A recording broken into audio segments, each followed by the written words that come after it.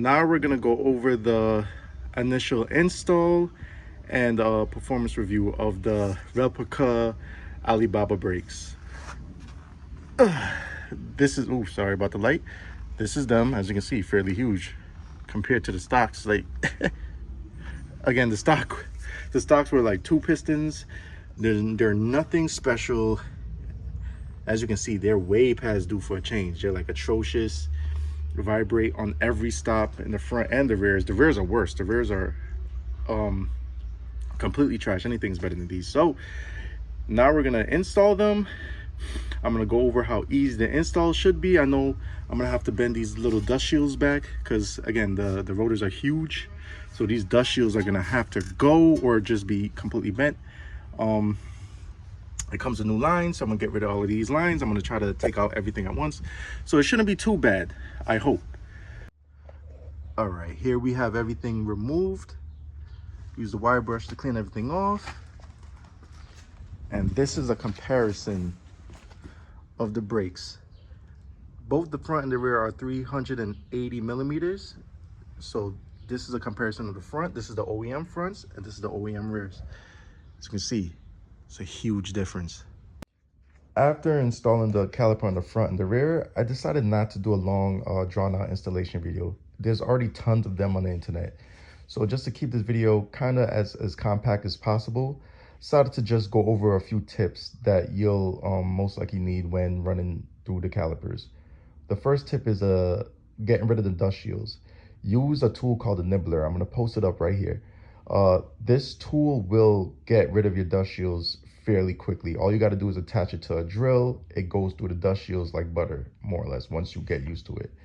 Don't try to use a metal, I mean, you can, but don't really try to use a metal cutter wheel or a grinder. You're going to have a hard time and put yourself in more danger than necessary.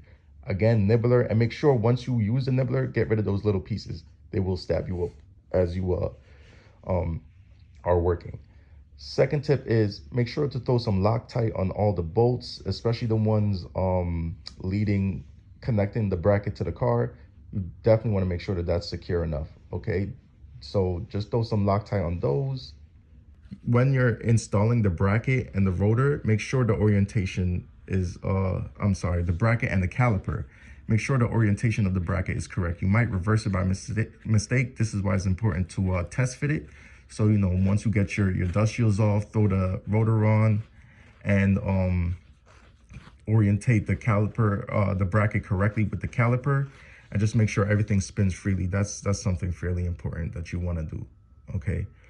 Another tip is make sure you have flare nut wrenches, especially a 10 millimeter for the line that connects to your car and 11 millimeter for the bleeder valve on the caliper itself. Okay, so make sure you use flare nut wrenches. Do not use any typical wrench, okay? You don't want to strip those nuts because then you're going to have to run a whole new line, a whole new hard brake line, and that's going to give you a world of issues, okay?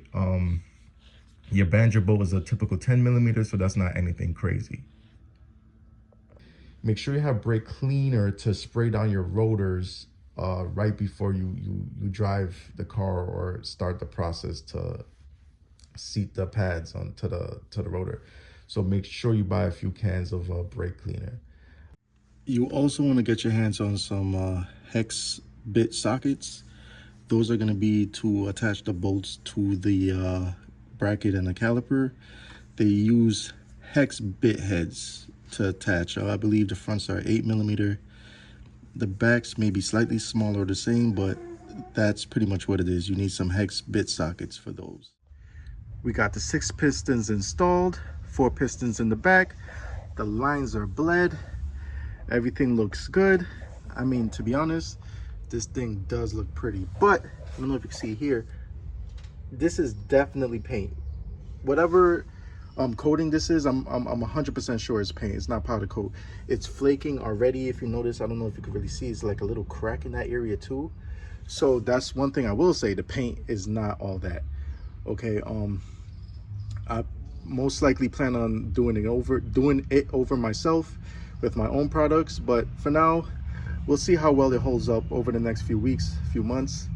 Once it starts peeling, I will update in a new video on its progress, but Again, I do plan on refinishing everything myself, but I just kind of wanted to see how long the coating that it has already lasts.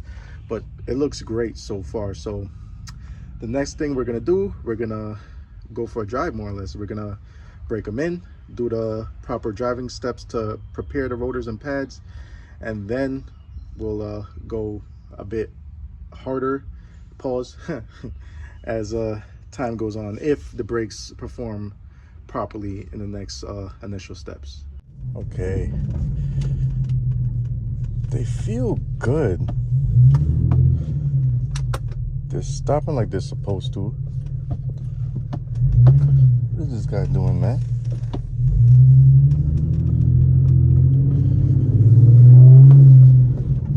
No, they feel great, actually. They feel really, really solid, honestly. I want to do like a hard stop. See what happens.